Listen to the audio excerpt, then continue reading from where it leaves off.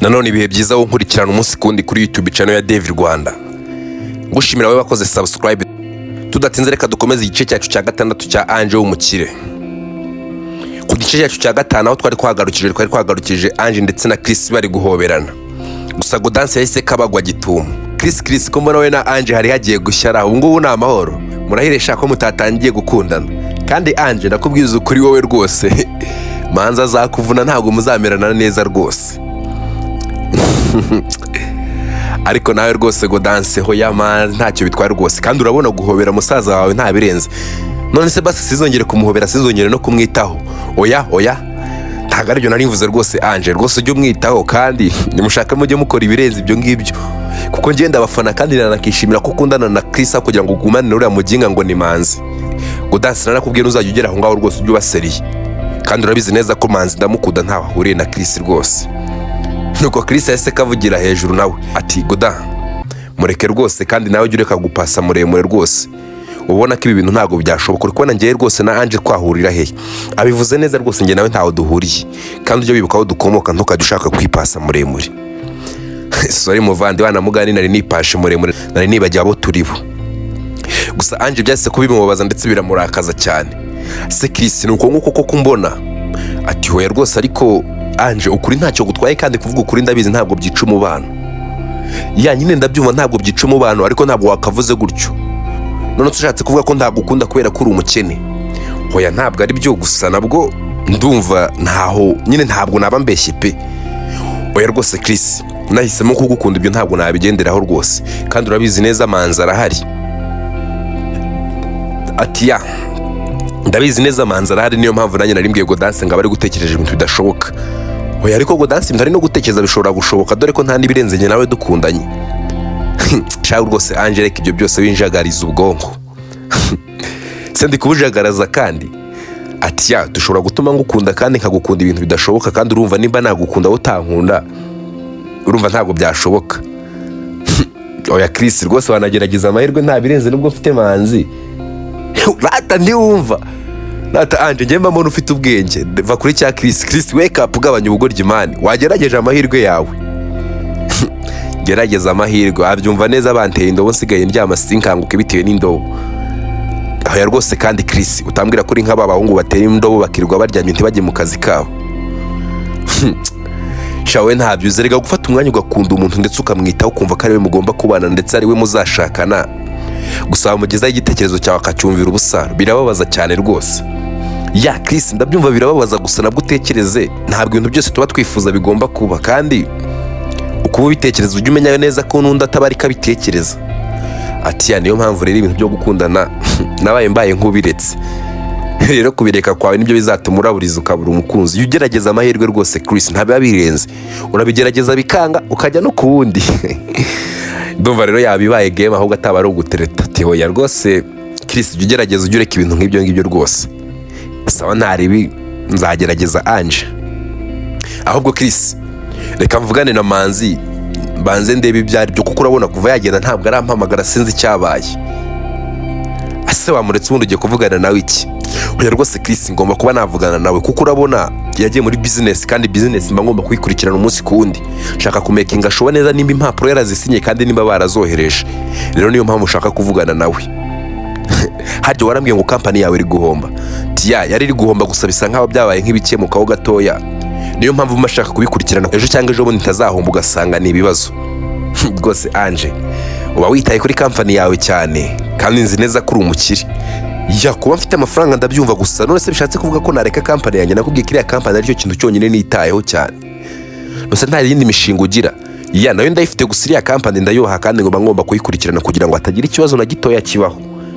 Ati wa mugani Ange kandi courage rwose nishimiye kuntu ukora cyane.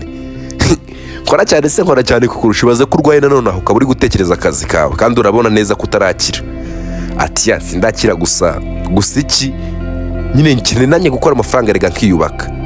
Ati ya ukeneye kwiyubaka ariko ujye wibuka ko impano ari ubuzima cyambere n'ubuzima ibindi byose biza nyuma. Ya Ange ndabyumva nyine impano n'ubuzima kandi ibindi byose biza nyuma gusa bidashatse kuvuga ko nyine nakaye ibintu byanjye byose. ati of course ntabwo wakaye ibintu byawe byose, gusa Chris nawe ujye ugerageza uruhuke ndetse wihe umwanya witekerezeho, kuko nutaruhuka uzapfa vuba kandi nupfa akazi ko kazasigara abandi bazakajyaho. Noneho se ubundi nindakora bizagenda gute Ange? Bizagenda neza kandi uzabaho, gusa nyine ugomba gukora ariko nabwo ukibuka kuruhuka. Ati okay, ntari bigenda ujye guhamagara uwo musore wawe rwose. Godanse niki se kandi Ange ugiye kuvugana na wa musore wawe nyine genda tu. Okay, sawa ntari nyine Chris, mwe musigaye aho ngaho ndaje nata kungaruka. Nuko Ange yahise kasohoka. Gusa Godanse yahise kabwira Chris wese nakwiye ko bya bintu bizacamo. Reba watangiye kumuhobera, ejo bundi uzakora n'ibindi byange bikunde rwose bizacamo ntugira ikibazo, ahubwo wowe mbwira nirica muzangurira iki? Godanse gabanyamatiku ubwo kandi nawe rero uranziye kuba se yampobe bishatse kuvuga ko ibindi byose byaciyemo. Tiyumvisha kubwira ko wowe nawe bitashoboka, ariko nawe uzi gufatirana amahirwe ugafata ibintu bibi gusa. Ubwo se cyo nicyo cyonyine gusa wumvishe mu byo yavuze. Ati kuko nicyo cy'ingenzi nacyo ngomba kwitaho. No ntago ari cyo ugomba kwitaho Chris, wibuke ko yakubwiye ko nawe ushobora kugira amahirwe kandi ko yagukunda atitaye kuri umukene. Nyine ndabyumva ntabwo, gusa nabwo yanankunda reka ngo meze ngerageze. Chris rero nibikunda utazazana ubugoryi bwawe tuzarwana. Se tuzarwana kandi wowe tubaye tutararwanye tukiri abana, none ubu ngubu umaze gukura niho twarwana. No nyine I mean ko nutagira ikintu ngurira we na Ange mumaze gukundana, ndakubwiza ukuri rwose tuzabipfa. Tumaze gukundana izo nzozi rero zibagirwa ko ntago bizashoboka. Ntago bizashoboka, ndakubwiza ukuri Imana bizakunda kandi of course ndabizi nyine bishobora kuzakunda, gusa bizakunda ntugire ikibazo pe. Bizakunda. Ubwo se byanze Goda wankizwa n'iki? Ahubwo we bikunze wankizwa n'iki? Okay, let us wait, nyine iki gihe kizatuzanira. Nta mpamvu y'ibihe, gusa bizakunda wowe. Ati okay, reka ntegereze ntaribi. Ati yategereza kandi utuze ngewe nyine urebe nikorera utuntu twanjye niturije, maze urebe ngo urukundo rwanyu rurakomera kandi ngo haraye. Wikorera utuntu twawe kandi se Godanse utuntu ushaka gukora n'uduki. We Chris mpa umwanya ntegereze, nurangiza uzareba kandi ndakubwiza ukuri. Urukundo rwanyu bwo nzaba nyine muzambera abarori modotu. Okay, ntare rwose good luck. Appreciate bro kandi nyine you know I love you more. Byose kandi nibicyo utangiye Goda. Of course I love you kandi urabizi Chris, so we gusa se mfite niyo mpamvu magomba kugukunda kandi nkakwitaho. Simba nshaka ko wababara rwose. Noneho kuri inshuro wa musaza waye seriye. No ntabwo ari ukuvuga ngo ndi seriye, gusa nyine ku kintu kijyanye no kugukunda nk'umuvandimwe wanjye rwose nta nuwaza bikiniramo kuko namuvuna. Of course nanjye namuvuna urabizi kuko ndakwemera. Ubundi perfect niwe wanjye, ubundi of course ni wowe wanjye rwose nanjye. Ariko Chris nizere kuri kumera neza kandi nizere ko amagufa yawe ari gukomera. Amagufa yanjye ari gukomera, ndindiriye ko muganga nyine agira icyo atubwira yarangiza akadusezerera. Akadusezerera rindira gato yongerera umukobwa ze ndetse akugendeshe ndebe ko hari utundi tuntu twakongera tukaba. Utuye tuntu se kandi Godanse. Wait igabanya amatiku wowe. Okay, sawa ntaribi. Gusa kuri kampani ho yari bicika dore ko Patrick yari gutekereza ku gitekerezo Manzi yari yamuhaye. Manzi yahise kamagara Patrick wimanzi kuri kumpamagara cyane se kandi habaye iki? Ese uko naguhamagaye kuva kare ntumfate byagenze biti? Nari muri activity nyinshi rwose Manzi, niyo mpamvu tigeze nkwitaba, gusa nta mutima mubi. Okay, ntari none se ibintu nakubwiye kutambwiye nyine bimeze biti? Harya Manzi wambwiye iki? Nta nubwo mba mbyibuka. Patrick nawe ureka kwirengagiza, tuvuge ko deal nge nawe turi gupanga utayuzi koko. Of course birya se bya Ange. Bya Ange no sari ibindi nge nawe turi gupanga atari byo. Okay, nyine Mana nabitekerejeho nsanga bitashoboka tu. Ariko Patrick uzi ko ushobora kuba iki? Nyine nabitekerejeho biri impossible, nyine ntabwo bishoboka, ntabwo byakunda rwose. Gumana deal yawe nge nkomeje business y'umuvandimwe, ntabwo namuhemukira rwose.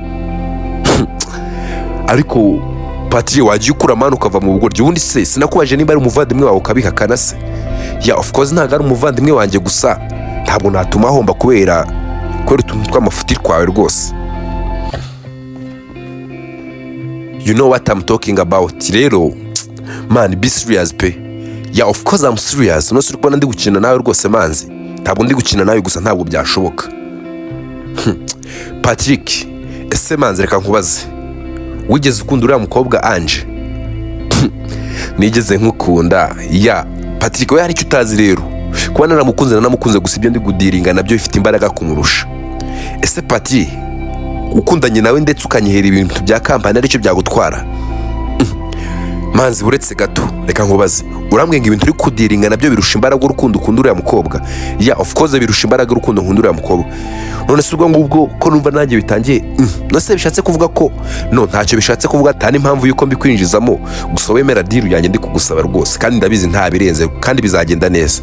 Okay, ese ni gute nakwizera ubundi ko ushobora no kumfera ukaba uri kumbeshya ndetse namara gukora ayo mafuti, dore ko mbona ari amafuti ukancika ukagenda ndetse ugasubirana n'uriya mukobwa, byagenda biti? Ndetse n'urwo rukundo ndi gushaka simbe nkirubonye.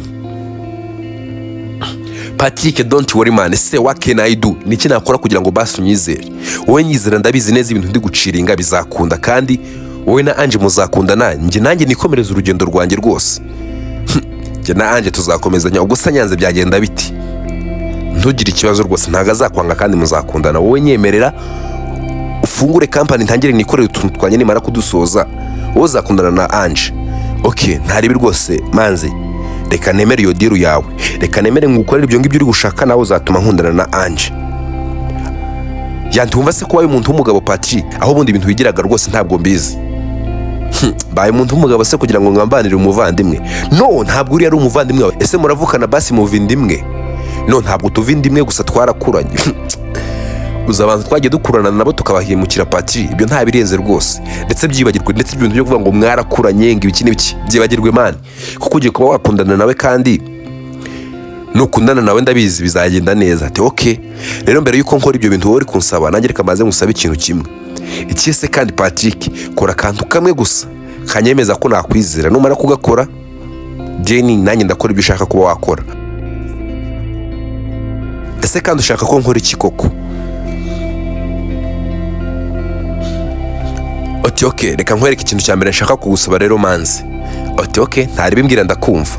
Ibi bintu byo kuba tugiye kugamanira no mukobwa biri private, nta wundi muntu ugomba kubimenya, ndetse nabimenya sinzi ko bizaba byiza, njye nawe hazatangira intambara rwose.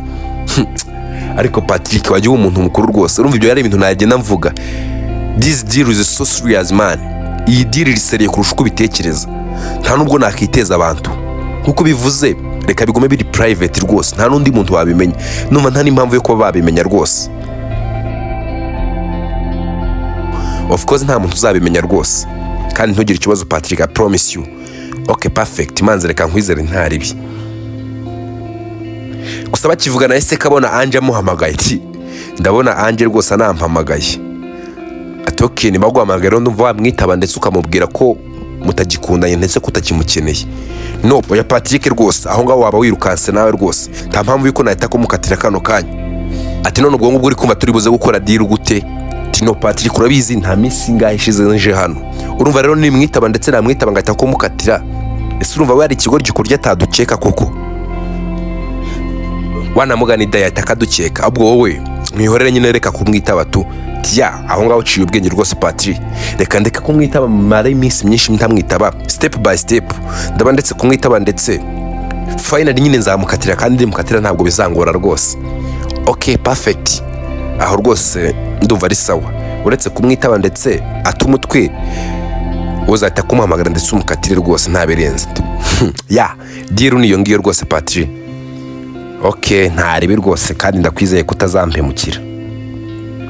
Gusa ukora ibishoboka byose kugira ngo mushwane vuba, dore nanjye ndikumva nyotewe urukundo rwose.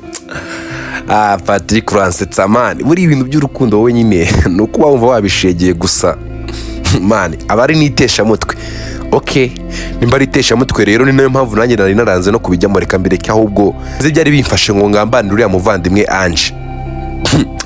Patrick man, warasaze, niba ari n'ikintu kiryoha kuri iyi saha ubwo utaruzi ni urukundo, ahubwo warahombye, genda uciringe nabyo nawe urebe ibyo ari byo. Kandi warumbwiye ko man bitarya, no nivugiraga kugira ngo ndebe kuntu wigira, gusa urukundo ni rwiza man. Gusa byo ni rwiza man, najyaga mbona kuntu wowe na Ange mwabaga mwahatwitse ndetse muryoshye, nkumva nabishegeye. Nyine urukundo man ni rwiza. Ese Patrick, hari ibisigaye ubu ngubu koko kugira ngo nyizere ibintu byose sinabikoze? Oya, ntabwo ndakwizera bihagije ku buryo nagufungurira kugira ngo utangire gukoresha amafaranga. No, nyine I mean nyine numva nabikoze. Si ukeneye ko nkora ikihe kintu rwose, umva mani byose biri mu biganza byawe, nzatangira kukwemera ariko wamaze gukatira uriya mukobwa. No Patrick, igihe kiri kuncika rwose. Asi igihe kiri kugucika niba icyo uri kwirukaho. Ati no Patrick, ntabyo ndi kwirukaho gusa nyine ndumva biri gutinda tu. No, ntabwo biri gutinda manzi, wowe tegereza nyine diri zakunda neza ariko wamaze gushwana neza, mbizi ko we na Ange ntaho mugihuriye rwose. Okay, ejo ntari binzama dore nabwo arongera ampamagaye kandi. No, wimwitaba mani buretse bumurindire, buretse kumwitaba. Ese Patrick, reba inshuro maze kumpamagara inshuro zirenga 10 ntabwo ndamwitaba. Hari ikindi gisigaye koko, ndakeka ubu ngubu mani yamaze kubibona ndetse yamaze kubona ko ntakimukeneye mu buzima bwanjye. No, ariko umenye ko mumaze imyaka irenga 2 mukundana, rero ntabwo yahita akava ku bintu ubwo ngubwo. Okay, rero ejo nzamuhamagara mukatira, ndetse nimara kumukatira ndakeka dero yacu izataka ikunda. Ati rwose ntugire ikibazo, numara kumukatira nanjye nzataka nkora rwose, ntugire ikibazo. Okay, sawa ntaribi. Ange yase kajya mu cyumba Chris yararwariyemo ndetse ari kumwe na Godanse. Gusa Chris yabonye Ange afite agahinda kenshi cyane. Ese Ange, byageze bite ko mbona warakaye cyane bigeze aho ngaho? Sha Chris, nuko utazi ibintu biri kumbaho. Ese kandi nibiki biri kukubaho? Ibaze ko kuva manzi yava hano ndi kumuhamagara ntari kunyitaba, ibaze maze kumuhamagara inshuro zirenze 10 ndetse ama SMS yose ndi kumwandikira nta nimwe ari kunsubiza. What? Ese ibyo birashoboka koko Ange? Ya of course birashoboka rwose Chris, ibaze ndi kumwandikira kandi ndamukeneye rwose, keneye kumenya uburyo business iri kugenda, ndetse na Patrick ubwiyo ndi kumuhamagara ntabwo ari kunyitaba. Ko numva bidasanzwe. Ariko rwose Ange, ndumva ibyo bitatumuhangayika rwose. Oya rwose Godan, tuvuge gutyo. Ange afite impamvu nyinshi zatuma babara ndetse agahangayika. Nose urumva business yiwaze uburyo iri kugenda. Oya rwose Chris, nyine bari n'abantu bakuru ndetse bari kwita kuri business. Ange, ntibavuze ko hari umuntu witwa Patrick uri kubyitaho ndetse kandi ukamumwizeye ko azabikora neza. Ya of course arahari Patrick, ndetse ndamwizera twarakuranye, gusa ibaza nyine bose ntabwo bari kumfata. Rero ndi kumva ngiye kuba najya mu mujyi ndetse nkareba ibyo ari byo. No, ntabwo ari ngombwa ko wajya mu mujyi rwose. Oya rwose Chris, nose nintajya mu mujyi business yanjye ikaba yakangirika bizagenda biti. Ariko wambwiye ko wizera Patrick kandi Patrick ari kubikora neza, ndumva nyine nta mpamvu yuko wagira ikibazo pe. Oya rwose ikibazo cyo ngomba kukigira, none se dore nabahamagaye bose nta numwe uri kumfata. Ese ubwo uri kumva company yanjye? Koko ndabibonye rwose Ange, company yawe iraguhangayikisha pe. Ibaze ko wabuze amahoro, buri muntu wese akaba ari kubibona. Ya nyine ni ngombwa ko mbura amahoro, nose ko kurumva nabura kubura amahoro koko? Ya nyine wabuze amahoro, gusa gerageza utuze rwose, uzi ko n'umutima wawe uri guterera hejuru. Rwose Chris nawe bikabya, ntabwo umutima wanjye uri guterera hejuru, gusa nyine mfite ikibazo ariko nta nibirenze tu. Ngomba kugenda nkajya mu mujyi nkareba kuntu bimeze, kuko urumva company yanjye rwose naba ndi mu mandazi pe. Ibaze company yanjye ihombye. No, ntugire ikibazo rwose, company yawe nta kibazo izagira rwose. Gusa bakiri aho ngaho dogiteri yahise ko yinjira. Ayese kabasuhuza. Ange, bimeze bitese? Ati bimeze sawa rwose. Ese ko mbona warakaye ndetse wijimye mu maso? Rwose dogiteri, Ange byamubayeho nagahoma munwa. Ese Godanse kandi nibiki byamubayeho? Nyine company ifite ibibazo. Ese burya Ange, company yawe ifite ibibazo kandi? No, nta birenze rwose dogiteri, ahubwo nuko manzi ndetse what? Manzi se wamushize muri company yawe kandi? Ya of course nyine niwe mwunganizi wanjye mfite mukuru. None ufite ikibazo ko company yawe iri buhombe se? Ati ya of course igomba guhomba. Ya of course ndangaye gatoya yahomba. Ya nyine koko nyine nta n'impamvu yo kugira ikibazo, kuko uriya manzi igihe ntabwo nigeze mwizera na gatoya rwose. Kandi urabona ngenda umuntu mukuru Ange, ibintu byose mbyitegereza ndetse nkabibona. Uriya musore umwitondere ndetse n'ibintu byawe byo kuba washyingirwana nawe rwose ntabwo mbishyigikiye habe na gatoya. Gusa dogite ndamukunda nyine. No, hari igihe kigera iby'urukundo ukaba ubiretse, ahubwo nawe ugafungura amaso y'umubiri ukitegereza ukareba, kuko bizarangira ko wabaje uhombe usubire inyuma utangiriye kuri zero. That's why rero you have to be serious rwose. Rwose manzi ndamukunda pe. Ya of course uramukunda, gusa urukundo umukunda ntabwo rwagatumye uba gutyo, uko maze kuba chronic already. No, ntabwo nabaye chronic rwose dogite. Kandi ndebera nyine umuntu ni ngo niwe wasize kuri company yawe, kandi rwose uramuhungu ntabwo mwizera pe. Rero ugomba kumwizera kuko ndamukunda. okay, nta n'impamvu yo kwivanga mu bintu byanyu rwose. Courage, komeza urukundo rwawe pe. Gusa nyine dogite ngomba kugenda, ntaribi rwose. Gusa thank you, nyine ndagushimira byimazeyo kuba warafashije uyu muhungu rwose kuba yakira, kuko narebye amagufa yiwe nsanga ya nyine uburyo byahise ko bisubirana biratangaje cyane rwose. Dogite we tuza rwose, yari kubura gusubirana gute se afite umukobwa mwiza nk'uyu nguyu amwitaho? Wa mugani rwose ngo ndabona abana bavamo couple nziza. Ange ntiwumva iritavuzwe n'umwe.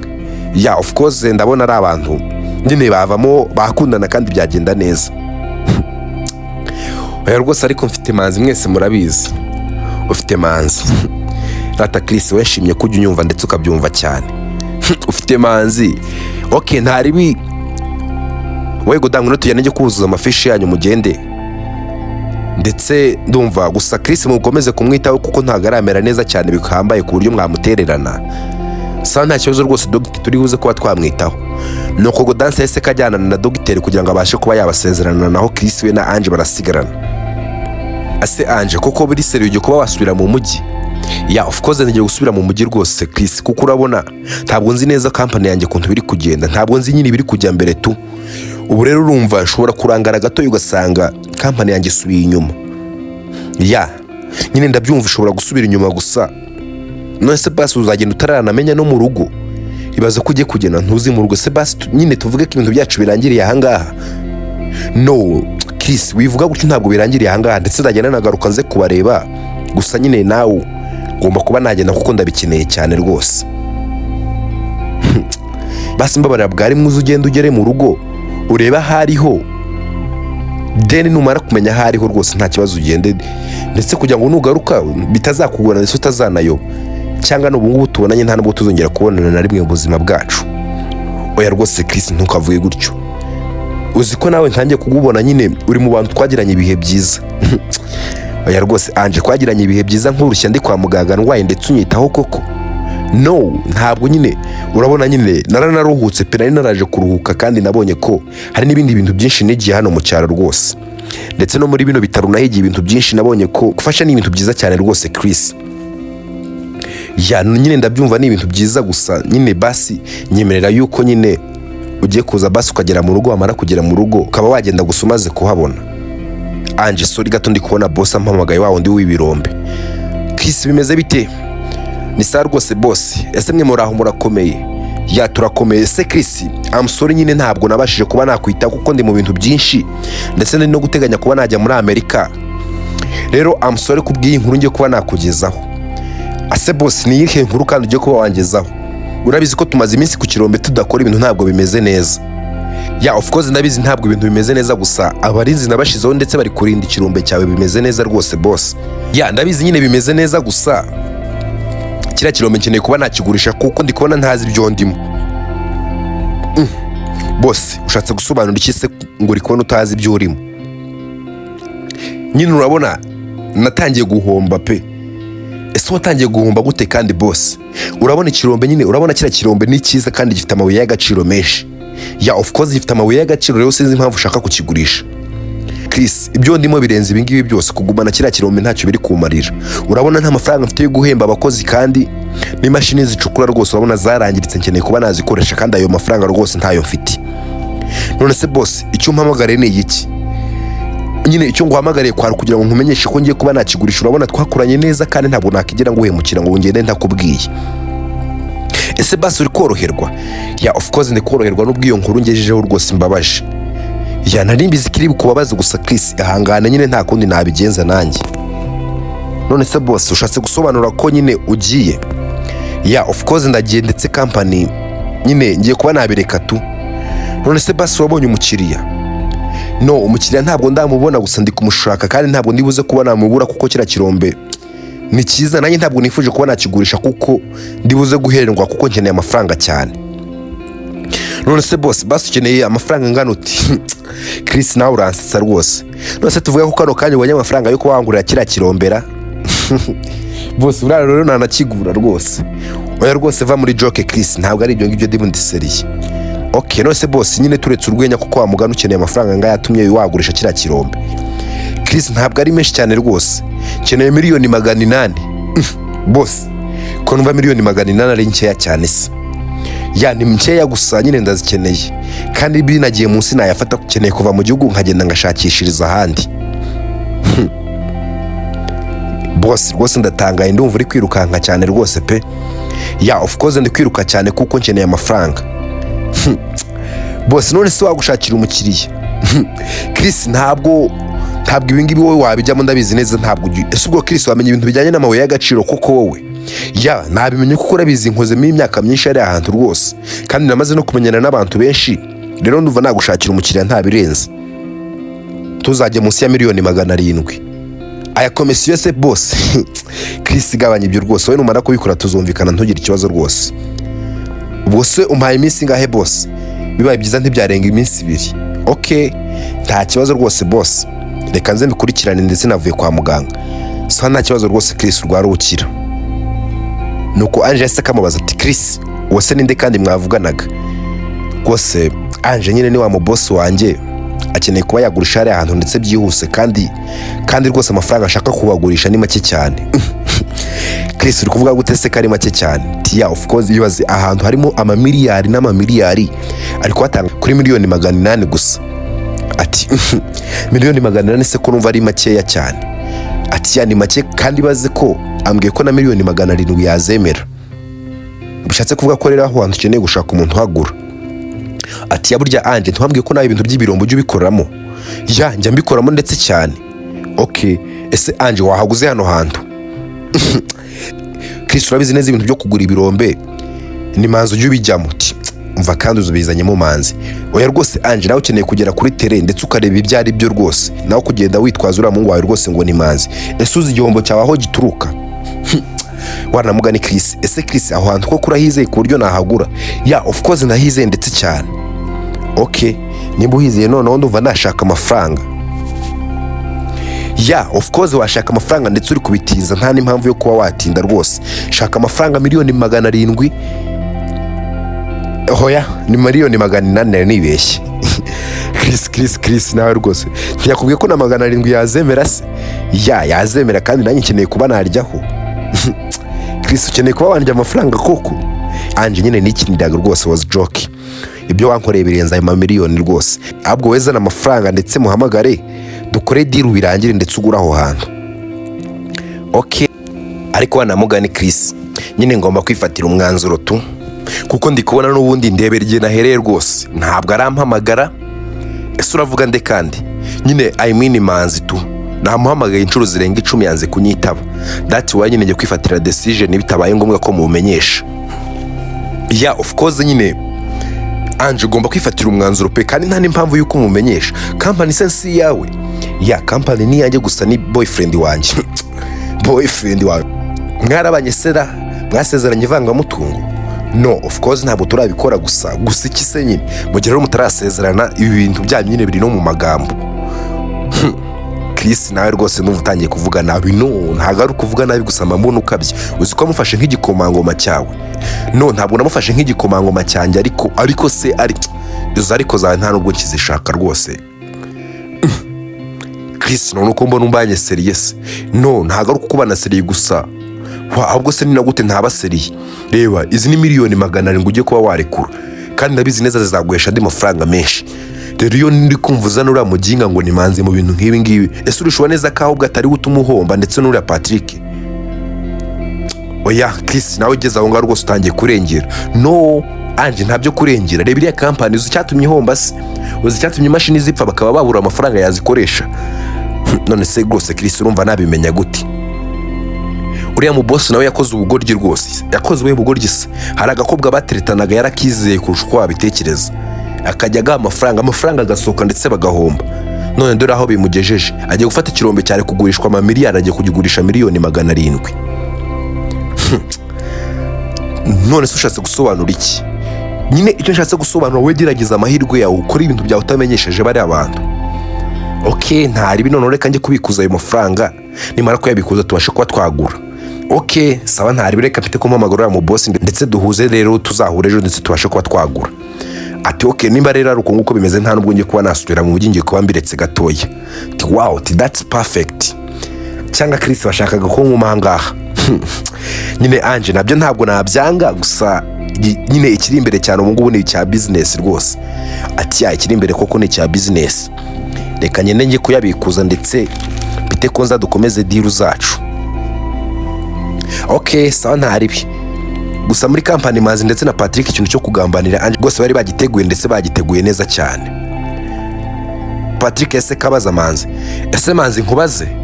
Nta kibazo rwose Patrick, ubu wambaza kuko twamaze kuba abavandimwe already. Twamaze kuba abavandimwe, wavuze se ko icyatumye tuba abavandimwe ari Ange. Ya nyine ntuzi se ko abantu baba bafite ikibahuza, ubwo nanjye nawe rero ni Ange waduhuje.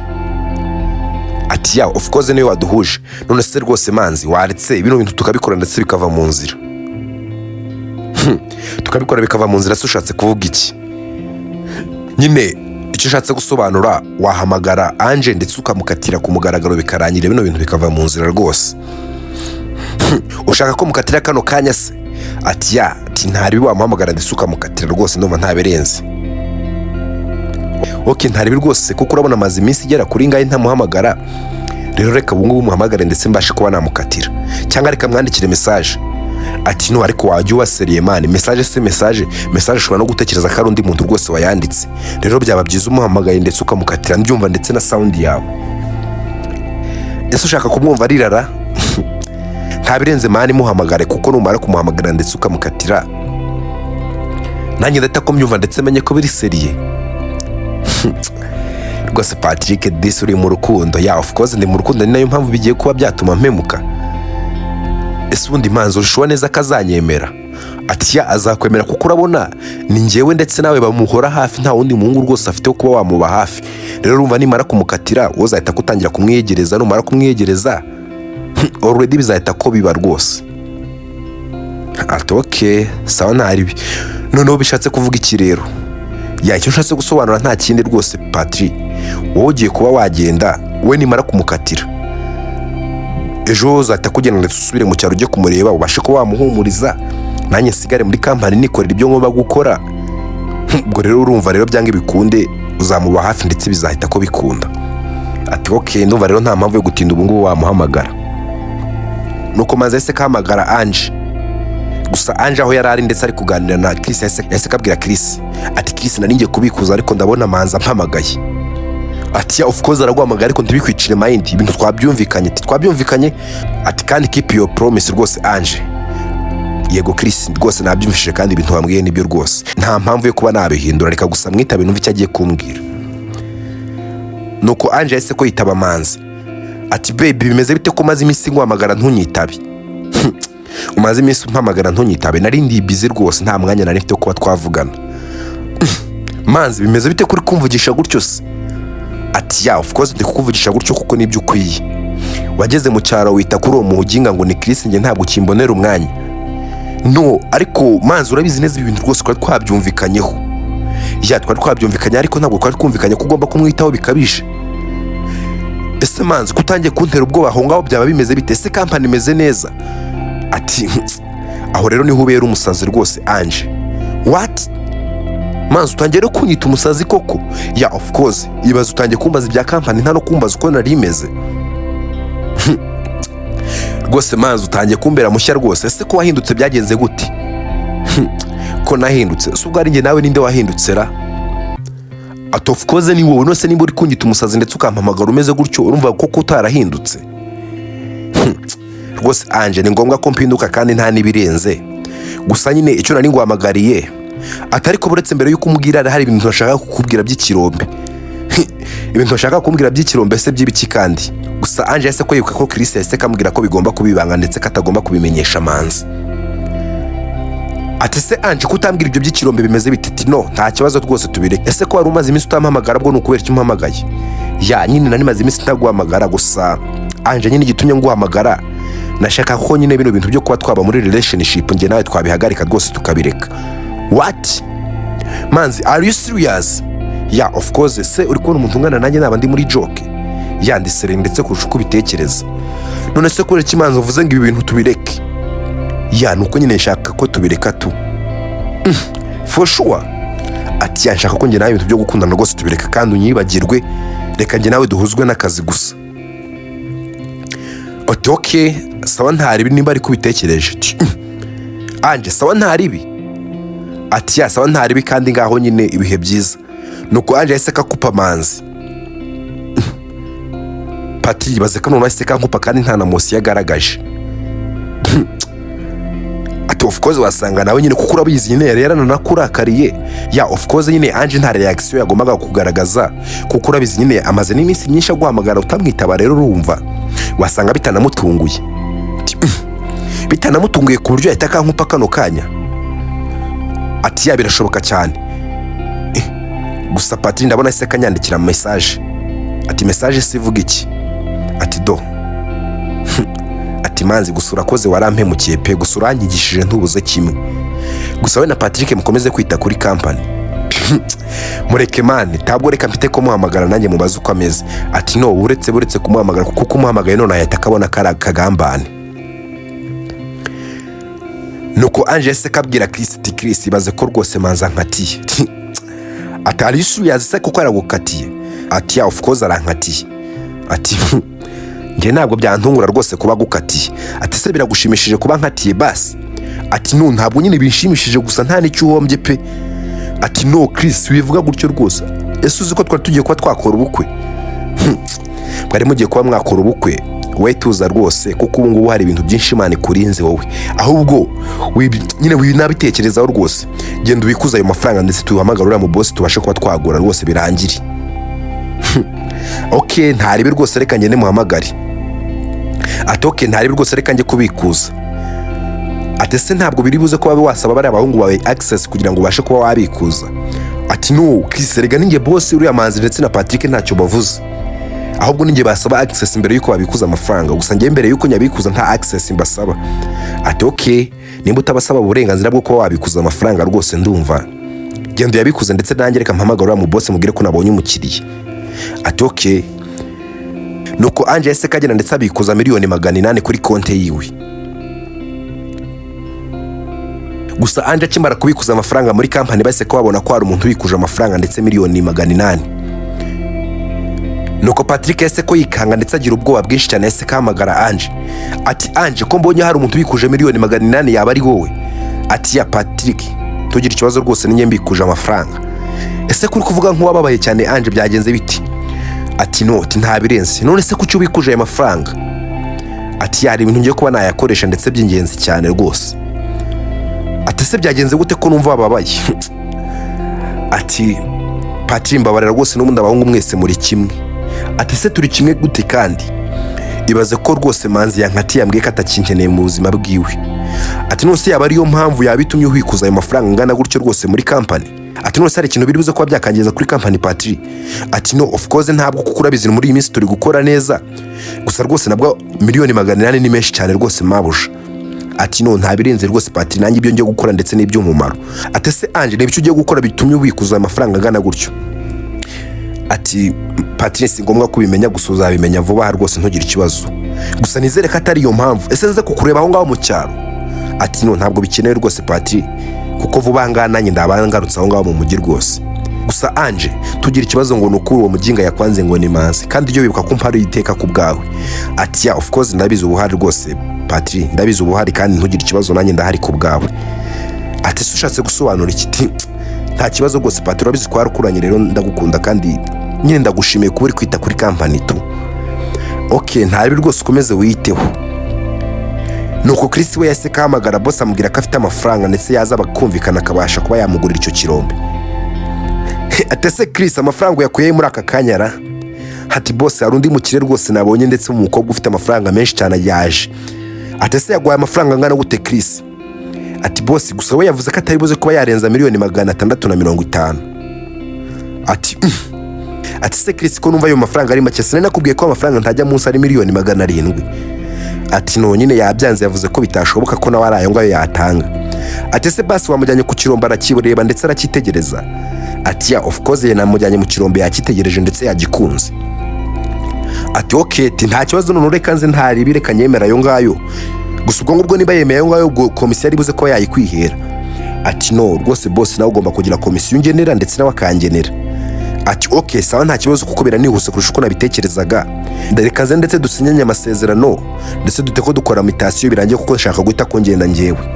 Sawa nta kibazo rwose boss reka ngutegereze. Nuko Chris yese kamagara Ange ndetse amubwira ibyabaye byose. Ati se Chris yemeye amafaranga ngana gute? Ati urabizi nari nakubwiye 700 gusa nyine namupunguje namubwiye 650. Ati what? Ati Chris se ko mbona uri umuhanga cyane no kuri cyo agiye mu bintu by'ubusekirite, iyo kijya mu bintu byo kugura nawe ibintu by'ibirombe. Ati none nakazi bampaye niko nafashe kandi nyine numva niko nari mbonye nta mpamvu yuko nari kujya muko ntabonye rwose. Gusa nyine Chris uri perfect pe, ndikubona uri umuntu mwiza cyane rwose ukomeje kunkorera ibintu birenze. Ati ya of course. Ati se ni gute nabura gukorera ibintu birenze umuntu umeze nkawe? Ati nose tubigenze gute? Tingwino tubonane rwose duhite ko tubikemura. Nuko Ange yese kaza ndetse afite ibyishimo byinshi cyane kuko yari kunguka cyane muri icyo kirombe. Ati Chris rwose ndabikunze cyane wamfashije ndetse wankoreye ibintu byiza cyane. Ati se nagutunguye cyane rwose Ange. Ati ya of course ibaze nyine miliyoni 700 nazo ukazipunguza ukagera kuri miliyoni 650. Ati ya gusa nambwiye kuri buze kumpa komisiyo. Ati Chris ntugire ikibazo rwose ubungu twabaye abafatanya bikorwa nta mpamvu ya komisiyo. Ati ya nibyo rwose ahubwo se Ange wanyemera nkaguhobera. Ase Chris wakuroze guhoberana. Ati none reka basi ngukorera ibirenze kuguhobera. Ati tese ushatse gusobanura iki Ange? Ange yese kahobera Chris ndetse aramusoma. Gusa Chris yese katungurwa cyane. Ese none ibi ngibi ni biki Ange akoreye Chris ra? Reka dusubire muri episode ikurikira. Ese Manzi ndetse na Patrick bari buze kuba bamenya ko Ange yatangiye gukorana na Chris. Kora subscribe kuri David Rwanda kugira ngo ujye ubasha kubona izindi episode zikurikira. Ndabakunda cyane.